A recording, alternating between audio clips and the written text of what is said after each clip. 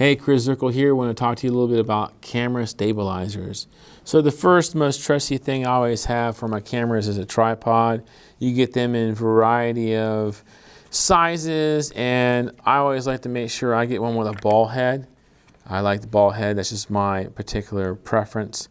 Some have handles where you can really do a lot of tilting and moving back and forth, really kind of a fluid head. So make sure you have a tripod. And then this is great for phones as well. You just put your phone in there and tighten it down, and now you have a camera stabilizer.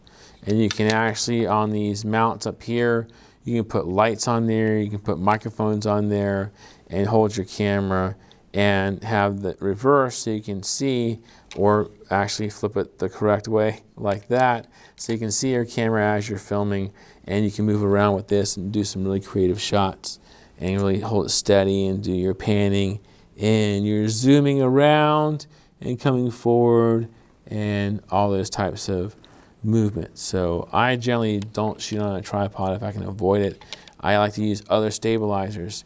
If you have a really low kind of vlog, kind of desk shot, with your camera, then this little tripod here has little feet. So this gets really low. And then you can put something like this together where you screw these on. And if you're doing a vlog or a news desk type of a situation, there you go. That'll hold your camera up for you. Just like this right here. This is holding up my smartphone right now. Oh, here's the old trusty selfie stick that you can use. Hold it way out there for vlogging, right? I don't really do much vlogging. I like to experiment with the genre, but selfie stick, definitely one you want to have so you can hold it out there and get that vlog angle. Or what I really like are gimbals. So this is a gimbal, and it's motorized and has different motors that keep that camera really steady.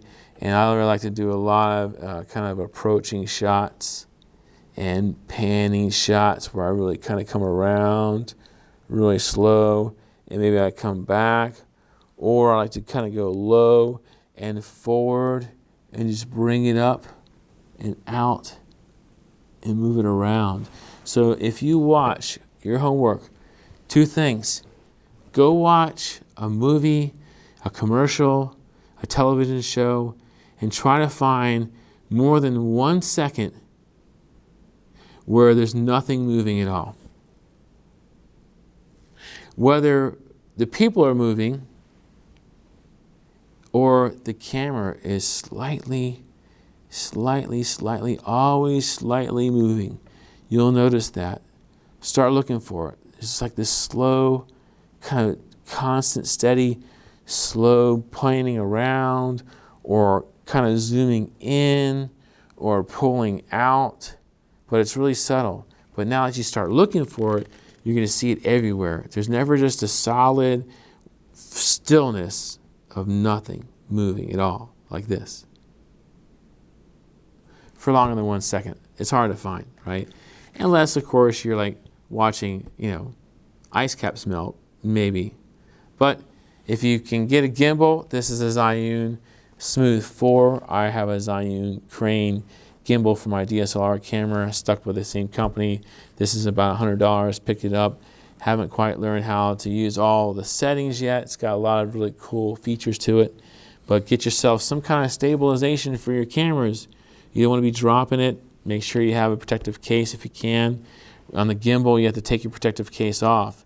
But on everything else, try to keep it on there if you can, especially if you're moving around. Second thing you gotta do besides watching something and looking for that movement is go out and shoot and add some movement to your camera, or stabilize it so that way there's absolutely zero movement. You choose. Go ahead, get out there and practice and continue with the course, and I'd like to see some of your footage.